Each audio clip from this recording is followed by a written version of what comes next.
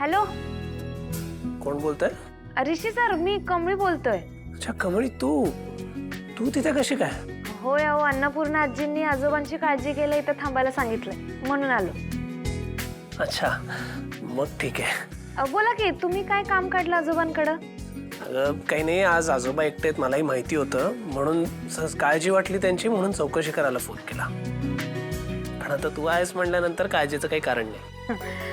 आजोबा, ऋषी सरांनी तुमची विचारपूस करायला फोन केलाय. निवांत आहेत आजोबा, काय टेन्शन नका घेऊ. आणि आजींचा बी आत्ताच फोन येऊन गेला, त्या म्हणल्या उद्या येतो म्हणून. कमळी ऐक ना, मी काय म्हणतो, आजोबांना दिवसभर घरी बसून कंटाळा आला असेल तर आपण असं करूयात ना, संध्याकाळी मी कार घेऊन येतो, आपण त्यांना कुठेतरी बाहेर फिरायला घेऊन जाऊयात ना, काय वाटतं? अहो खरं आजीसनी विचारायला पाहिजे की नाही? अगं आता आजींनीच जबाबदारी दिली आहे ना तुला, मग आणि आजींना विचारण्यापेक्षा आजोबांना विचार ना, त्यांना बाहेर फिरायला जायला आवडेल का? विचारतो. आजोबा, ऋषी सर म्हणालेत की संध्याकाळी तुम्हाला घेऊन बाहेर जायचं, चालतंय का तुम्हासनी? बर सर, अहो आजोबा तयार आहेत, चालतंय म्हणतात. ठीक आहे, चालेल, मग येतो संध्याकाळी मी. बाय. ठीक आहे.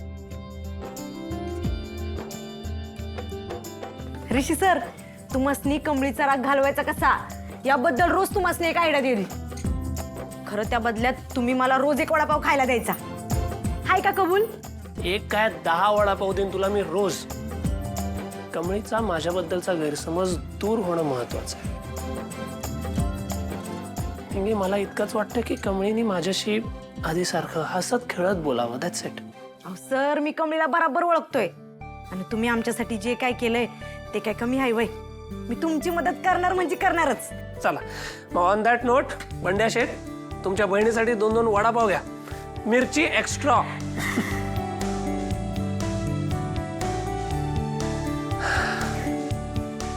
चला, आज संध्याकाळी आजोबांना फिरायला नेण्याच्या निमित्ताने का होईना पण कमळी मला भेटणार. यू नो वॉट रेश, आजचा दिवस ना तुझ्यासाठी खूप मोठा आहे, खूप स्पेशल आहे. Because you know what, guess what ना, मी मिस अनिका महाजन मिस्टर ऋषी नामदारला ना स्काउट करणार आहे, प्रपोज करणार आहे. असं तर माहिती आहे रेश, मी कशी येईन? मी ना अशी तुझ्या समोर येईन, अशी, अँड देन आय ब्लश. मी तुझ्या डोळ्यात डोळे टाकून बघीन आणि तुला विचारेन, will you marry me? Oh god, you are so lucky.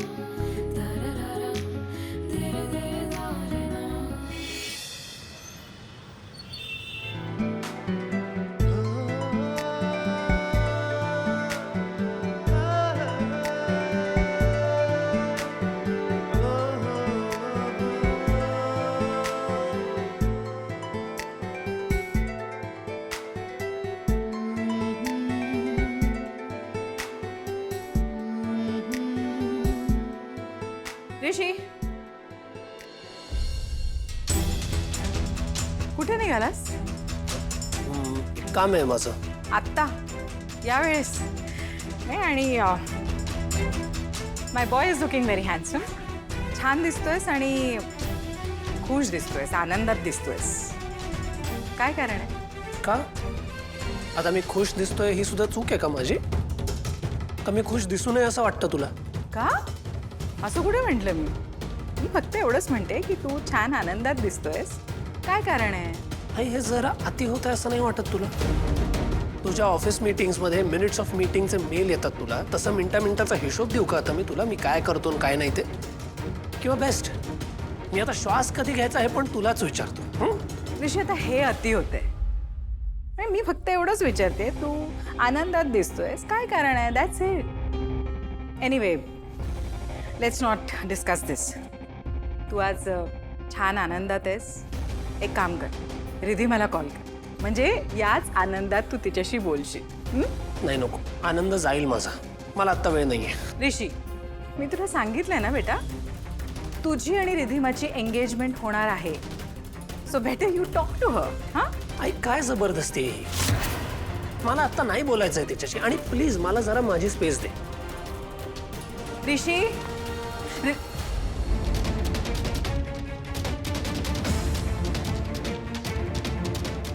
अंदाज तर आहे पण एक्झॅक्टली काय याचं चाललंय नाही मला कळत नाही. वेळीच याला आवरलं नाही ना तर स्वतःच्या आयुष्याची वाट लावून ठेवेल आणि माझ्या इमेजची सुद्धा.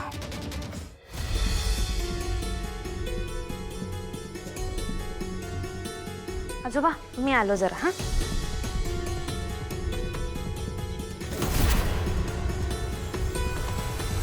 काय भानगड आहे ही? हिला अजून काहीच कसं काय होत नाहीये. कसं शक्य आहे? तिच्या आमटीत तर मी सगळीच्या सगळी बाटली रिकामी केली होती. आता तर तिने थैथयाट सुरू करायला हवा होता, ओरडत बसायला हवं होतं, पण ही अजूनही शांतच.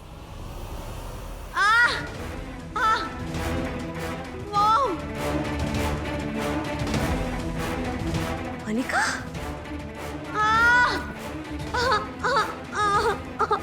काय झालं? कोण ओरडायलंय? ओ गॉड, तर अनिकाचा आवाज आहे. अनु बेबी, अनु बेबी, ए अनु बेबी, अगं काय झालं तुला? का ओरडतेस बाबा? बोल ना राजा. पोटात खूप दुखतंय माझ्या. काय पोटात? पण असं अचानक का दुखतंय? तू नक्कीच कॉलेजमध्ये काहीतरी चट्टरपट्टर खाल्लेस.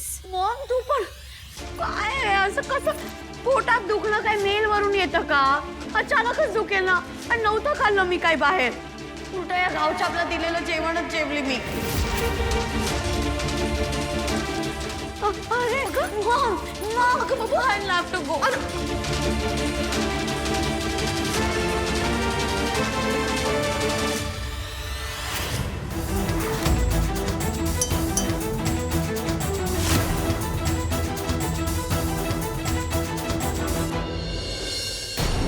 आता हिला काय झालं? मी आणि आजोबांनी बी तेच खाल्लं जे हिनं खाल्लं, मग हिलाच कसं काय त्रास व्हायलाय?